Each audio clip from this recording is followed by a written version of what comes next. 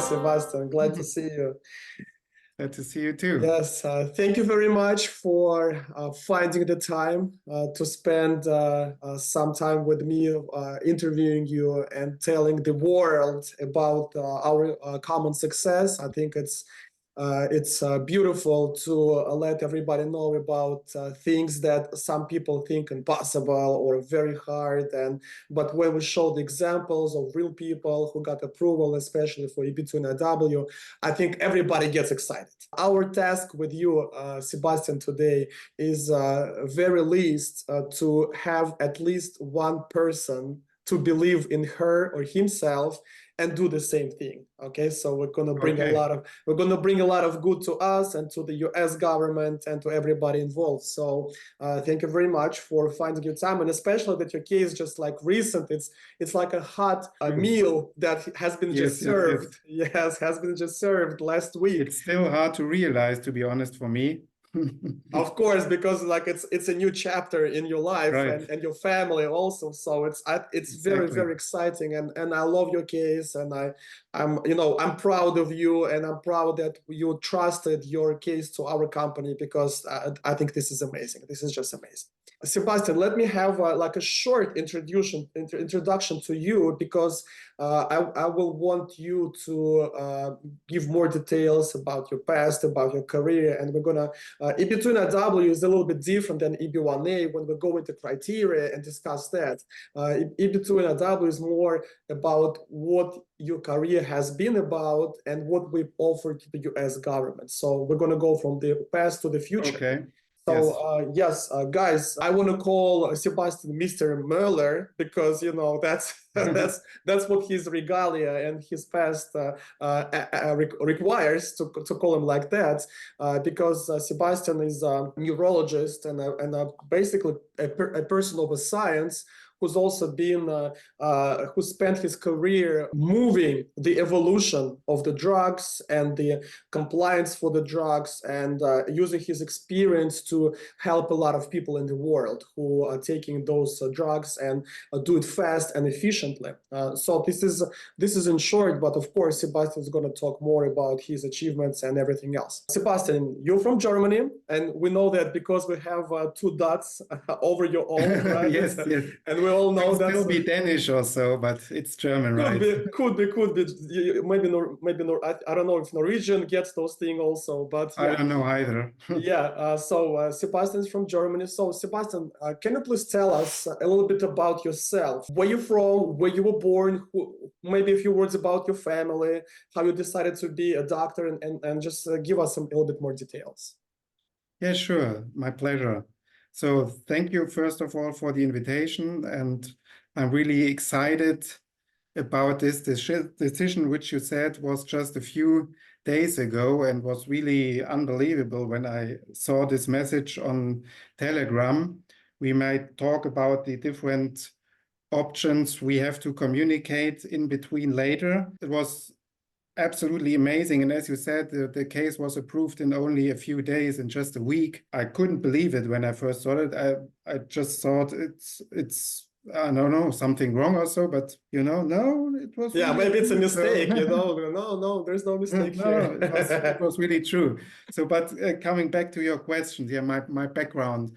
So as you said, I'm German. I was born in Germany, started to study medicine in 2003.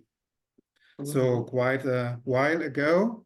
And I started to conduct my doctoral thesis. In Germany, you start something, it's called a doctoral thesis, similar to a PhD. And I started that when I still was a student, spent some time at New York University, so got experience already in the US to collect data. So I worked like a researcher there. And finally, I did my exam in 2009 and started a normal clinical career in a university hospital in 2010. Why did you pick neurology, Sebastian? That's a very good question. Actually, when I started to study medicine, I thought I would never do neurology or never psychiatry, but both I did actually in the end. It started when, because, you know, at the very beginning, you have a lot of anatomy lessons and so on. Well, the brain is so complicated, so difficult. I thought, oh, this is crazy. You can never get all that. I started to think about to become orthopedics or so. It's more practical, but actually it first came in my mind. I saw an advertising. We are looking for doctoral students who want to do the doctoral thesis in New York at New York University. And I thought, oh, wow, this is a great option, because at this time, my supervisor, my professor, was professor at the university in Germany where I studied, but also at New York University, and he had a lab there. Yeah, to make the long story short, I did my doctoral thesis there, and during that time, I started to love neurology, and because it is complex, yes, but it is involved, neurological terms are involved in all kind of human behavior and things you do. Like if you just do your arm like this, you need a nerve to innervate your biceps brachii muscle here to do that. And that we talk here in a not a mother language is also, of course, a lot of brain work. And this fascinated me. So from this point on, I thought, yeah, neurology is subspecialization I want to do. And this continued until I finished my study, as I said, in 2009. And then 2010, I started to work in the Department of Neurology at the university hospital. What was your line of work? What exactly did you do there? Yeah, that's a good question. You have to do like all the rounds, everything which is part of neurology. So you have to work in the emergency room. This is where I started. Stroke unit, intensive care unit, just a regular ward, neurophysiology, which includes nerve conduction studies, for instance, EEG, electroencephalogram, measuring the brain activity, and what else? Outpatient clinic. How long did you work there for? I made my board exam in neurology finally in 2018, because to become a neurologist in Germany, you also need to have 1 year experience in psychiatry. It's different in other countries, but in Germany it's like that. And yeah, then I was able to make my board exam. So it's an oral exam, asking all kinds of questions related to neurological diseases. And from that point on, I was a certified neurologist and continued to work in neurology and psychiatry. So I worked at university hospitals, but did extra fee-based physician jobs at the weekends to get some money and also to get some experience. But first, I have to be honest, it was mostly for the money, and because it's really good money. So I got quite a lot of experience also from big university hospitals with, you know, all the academic environment, but also like the smaller hospitals in smaller cities. So I could get, I think, the full spectrum of different hospitals, different problems they are facing too.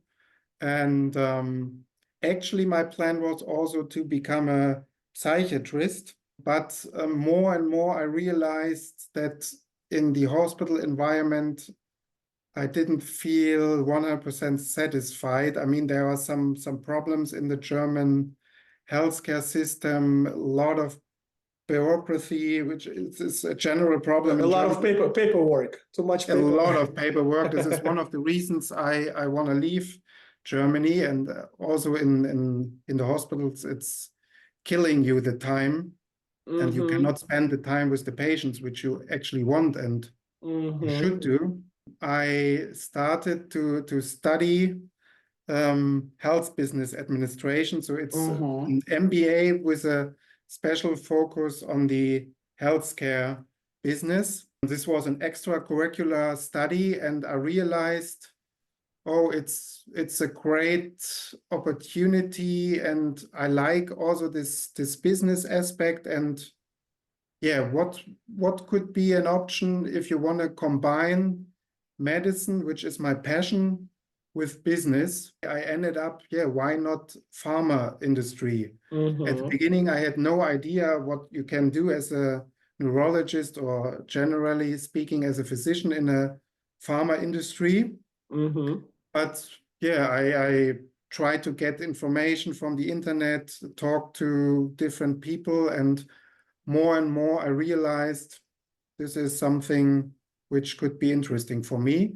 And then I did like a practical training day at Johnson & Johnson in Germany, at the headquarters in Germany, which is not so far from where I live. And the therapeutic area director also spoke to me, and he said, yeah. When was it? Which year was Yeah, that? that's a good question. It was in 2019 when we talked. So during that time, I worked in the department of psychiatry, but realized I need a change. I don't want to, I asked myself the question, which you always get asked from recruiters: where do you see yourself in 5 years? And the answer I could give to myself was, I don't want to work in a hospital anymore, and I don't want to have a private practice. As I said, the combination of business aspects and medicine, which is my passion, of course, to treat patients, was the pharma industry. And to come back to the story, I talked with this therapeutic area director who said, you are a nice guy. I like you. I don't have a job for you at the moment, but let's keep in contact. There's a lot of things going on at the moment.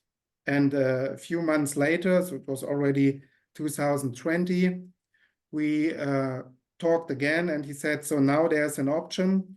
We need a neurologist. We don't have a neurologist in-house. We need the expertise from outside, so you should apply for. And I did. And from 2020, I joined Johnson & Johnson as a medical lead for multiple sclerosis and a senior medical manager for neuroscience. Let me pause you here, guys. It's why we're spending some time for Sebastian to tell his story, because of course, well-positioned criterion for EB2 NIW is coming from the back, from our career, from our projects, and what exactly we've done in the past. So it's important to know what was happening and how the proposed project was built on what we had in the past. That's why it's so important to know the details of what was happening the years before filing. So now, Sebastian, what were your main job duties when you started working for Johnson & Johnson? Yeah, it's again a very good question. And I was like the main medical person responsible for the launch of a new drug. It's from outside, it's hard to understand this pharma world. I didn't do research anymore, so I'm not sitting in a lab and mixing A and B together and look what happens. But when you have a so-called phase 3 study already out, or let's say phase 2 study, so when the drug is already tested at humans who have the disease, and then the medical affairs team gets involved. So I'm part of the medical affairs team, and as I said, the lead for multiple sclerosis in Germany. When you become close to the launch, there is a lot of things you have to do. So you have to get in contact with the health authority. There's a health technology assessment, which is different in every country. In the US, for instance, it's different to Europe. In the US, we have the FDA. In Europe, we have the European Medicines Agency, EMA. there's also some differences to every particular country in the European Union. So you have to be in contact with the health authorities to get approval for your drug. There's also a lot of paperwork you have to write, like it's called a dossier.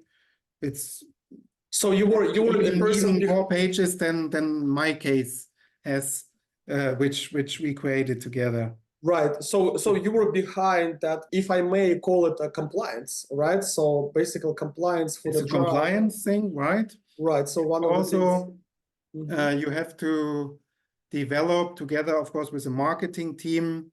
You have to give medical input to the marketing strategy. So how can we address the USP, unique selling point of the drug to the customers? It's also research. So what kind of data are still missing? Where are data gaps, which we have to close? Then to collaborate with the so-called key opinion leaders, KOLs. So it's international professors, very important in their specific field, like in my case, for instance, multiple sclerosis.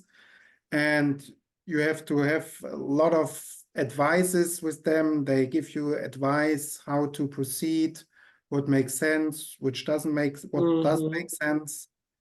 And yeah, there are safety aspects also. You then, when the drug is approved, you get regular updates, reports, looking for any safety signs. If there's a safety sign, of course, you have to react to that. It's It's a very complex, very complex process. Okay, good. So let's move on. And before we start discussing the proposed endeavor, can you please tell me, you know, this Germany is a Western country and it's a good economy and everything. Why you made a decision to apply for the green card, basically? Why do you want to move to the States? Yeah, this is basically because, yeah, it is still the country of freedom.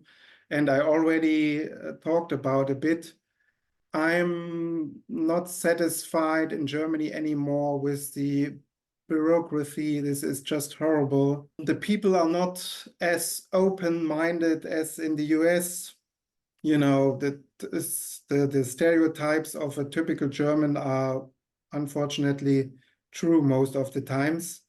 And yeah, I just want to take the opportunity because there are also more options for in terms of my job to grow and yeah, to get the possibility, hopefully, for a global position, you know, to have more responsibility and to, as I said, to grow more and to succeed. These are the main aspects for me. Okay, and definitely that's gonna happen. I don't see it otherwise. Stanislav, as you also know, of course, my wife. Yes, she secret weapon in the case. Yes. She loves the US from her very first days of her life. This was also, of course, a family decision because it's a huge decision which you have to take together. That's clear. Okay, very good. Yes, Katerina is. She was a big part of this whole process. My greetings to her. Okay, so now let's talk about the proposed endeavor. And here, what I want you to tell us about, Sebastian, first of all, describe what exactly you proposed to the US government, and also how you came up with this idea, and what's the problem that we're going to be resolving with your project, with your endeavor. As I said, I'm working in the pharma industry. And as probably everybody has heard already, it usually takes quite a while until a drug is approved and until a drug is really at the patient and really that the patient can take the medication to improve and to get his disease cured. And what we have done and what I have done from the medical perspective was to launch a new drug in only 8 months, which is much faster than it usually takes. It's a process of years, usually.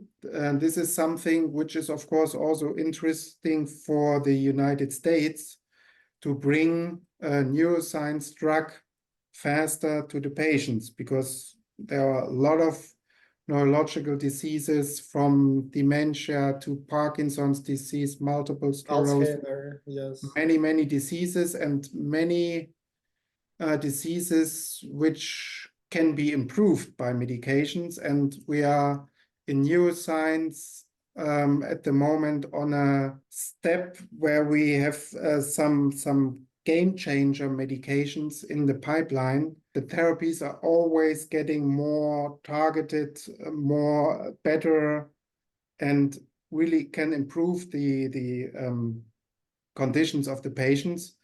And of course, it's important to bring that as fast as possible to the patients. And that's what the case is about, actually, to Yes, exactly. to accelerate a launch of a neuroscience drug. Yes, absolutely. So I think it's important to understand that the national interest has two components. First is the substantial merit. What is substantial merit? Is when there is a problem that we're going to resolve.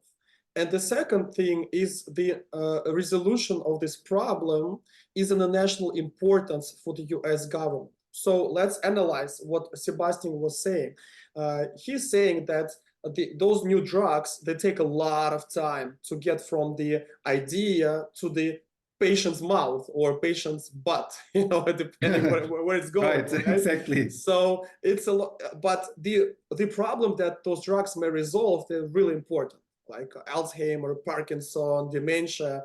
We want to have our parents, grandparents, and people, maybe President Biden in their bright mind. So we need to deliver those drugs. Which problem Sebastian is offering to resolve is to shorten the time from the idea to getting that drug on the market to the patients.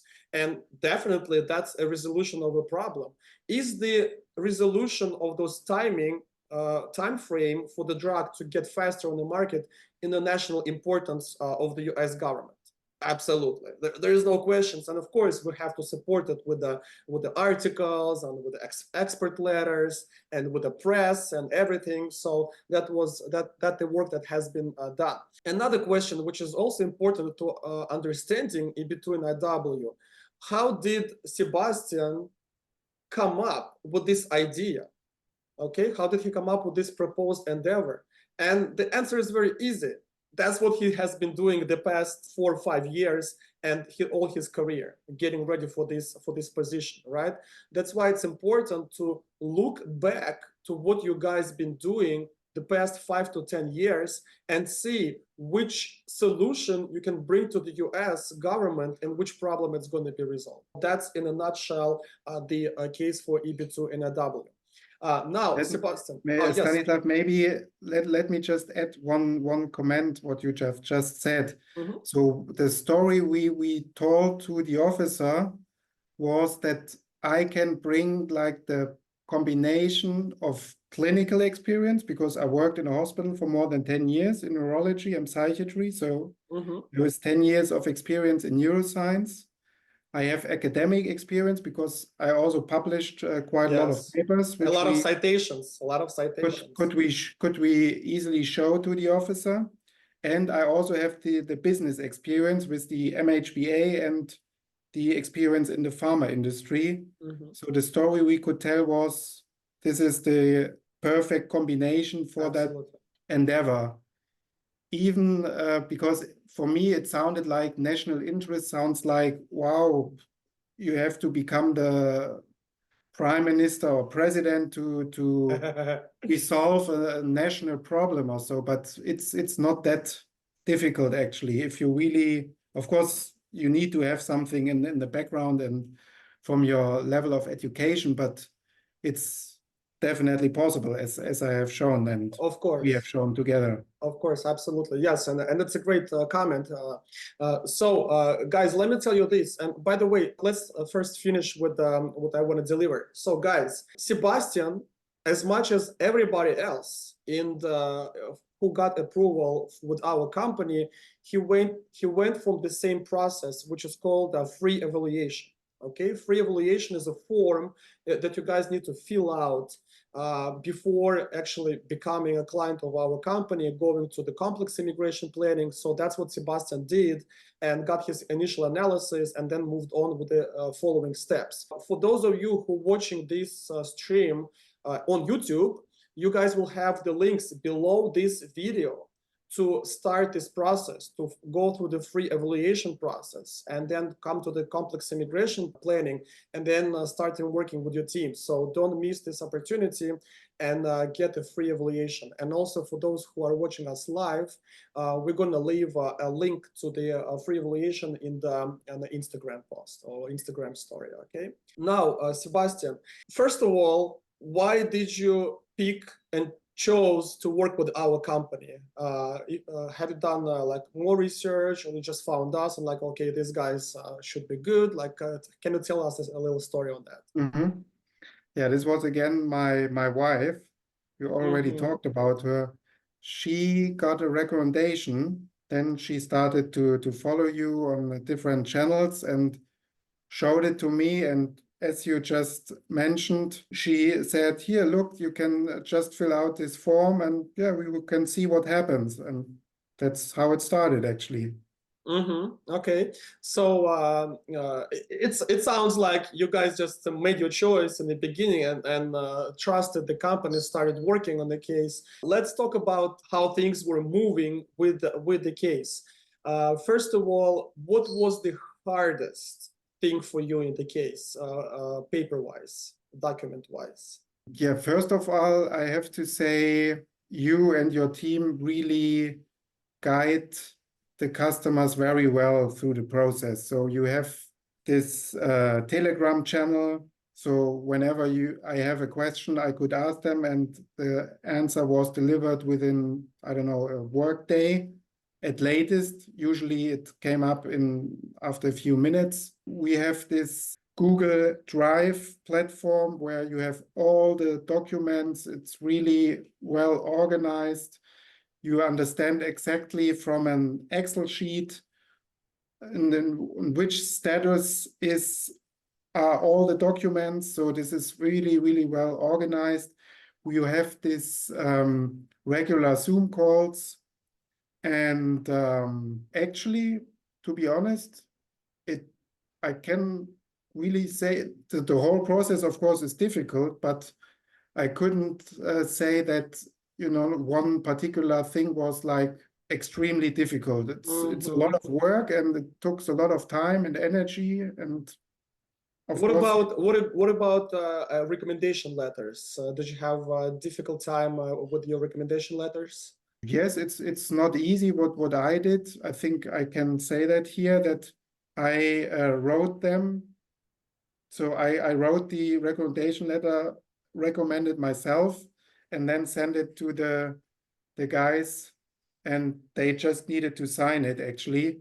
And so they. Well, so first of all, they had to say it's all true, right? So it's not that we were of course, yes. it has to be true. Yeah. It was true.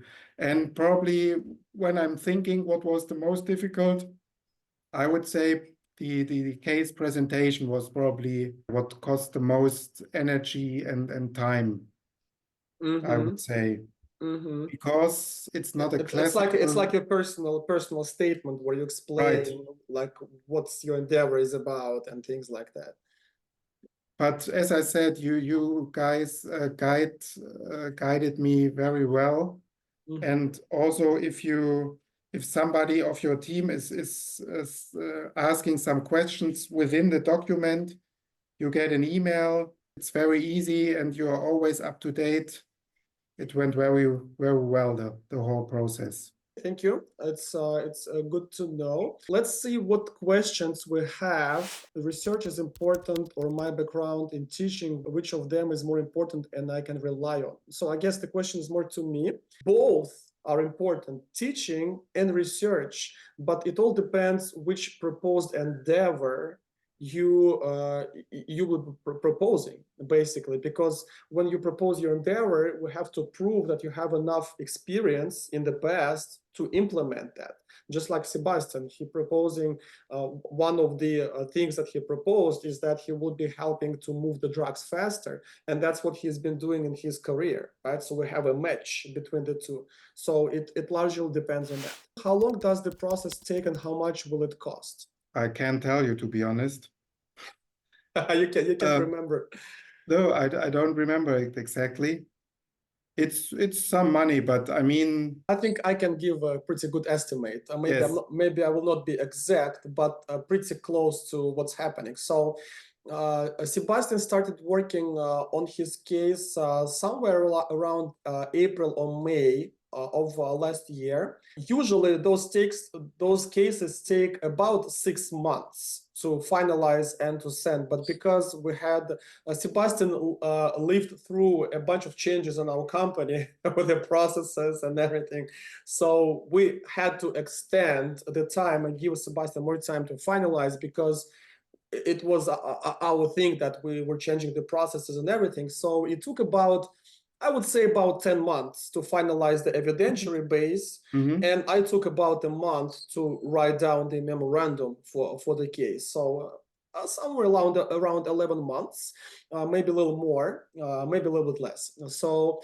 that's the timing. As to the cost of the whole process, I believe Sebastian already was going to old prices, which I believe probably around 12,000 for the case, something like that, and about 3,500 for the government fee. So for Sebastian, it was relatively cheap to get through the whole process, with maybe $16,000. Maybe some translations were involved. Probably personal plan. I think Sebastian, you paid about like $1,500 for that, or about $2,000. So $18,000 plus minus. So that's roughly, roughly that's how much it cost. Right now, it would be a little more expensive because the government fee are higher, and our prices already a little bit higher too. So you would be looking somewhere around $22,000 to get the whole process done. Okay, so that's. But this is the whole package. So this is from beginning to end, so everything, and it's split. It has the the installment payments also.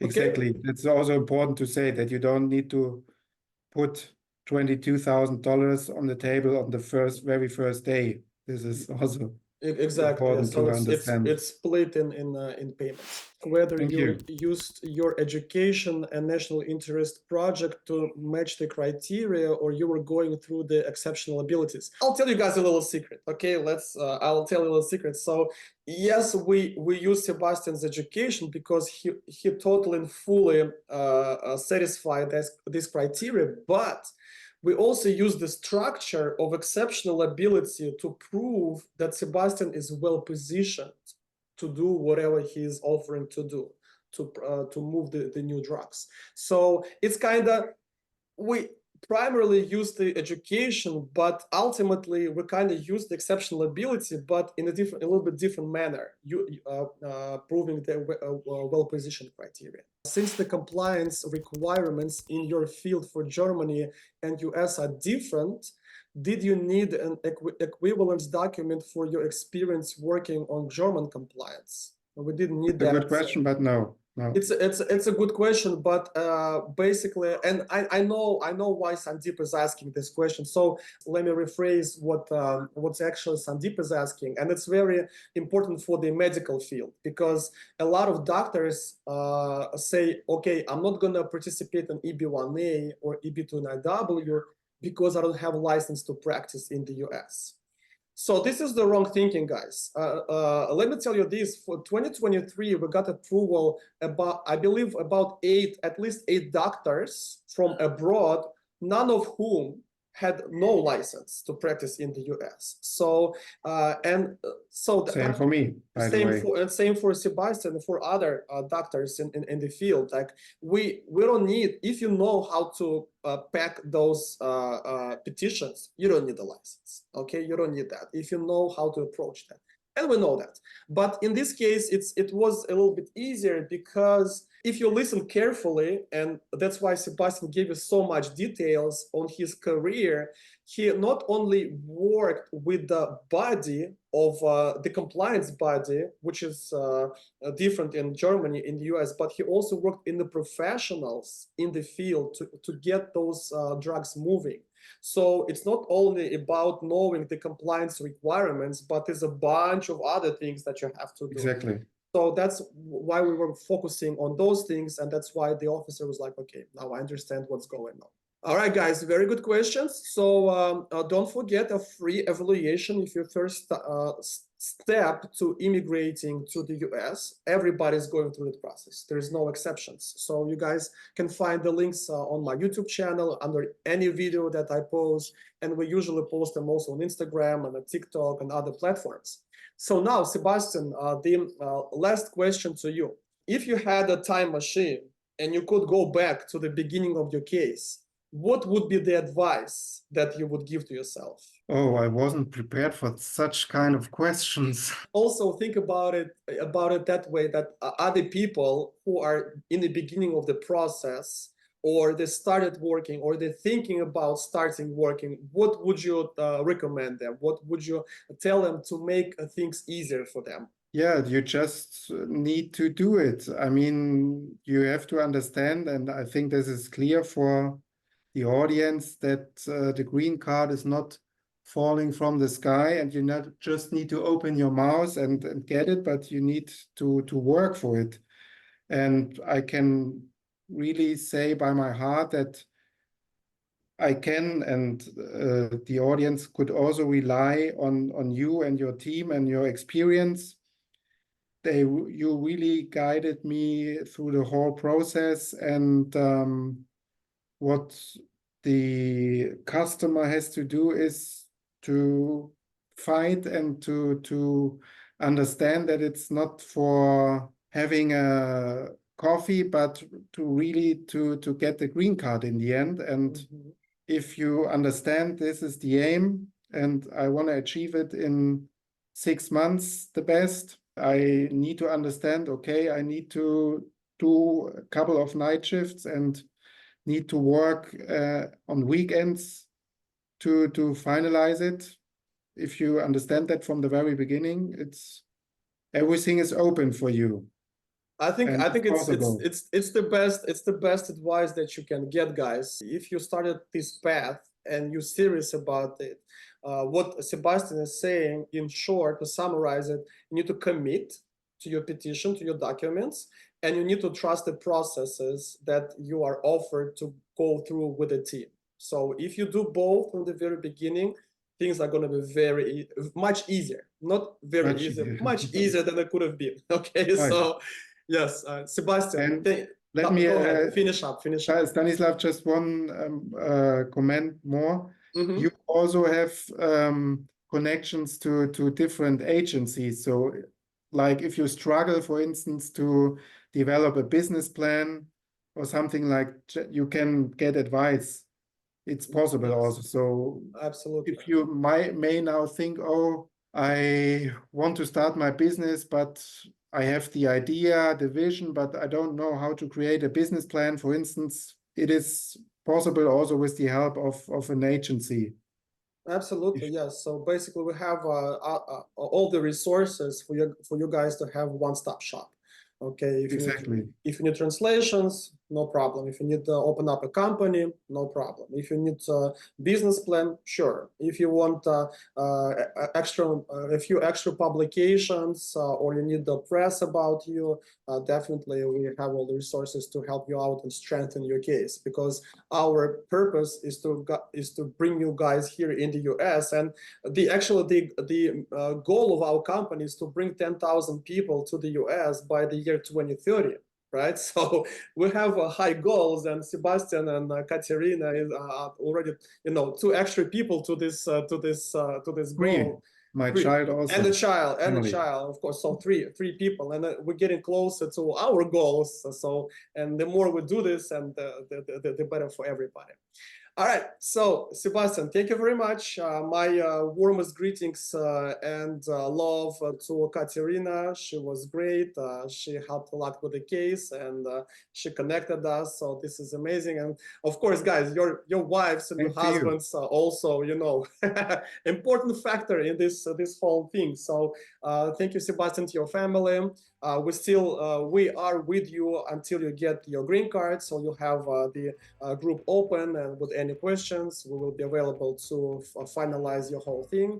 Thank you very much for trust, for this time, and I wish you all the luck. Thank you very much. Okay, take care. Bye-bye. It was my pleasure. Bye.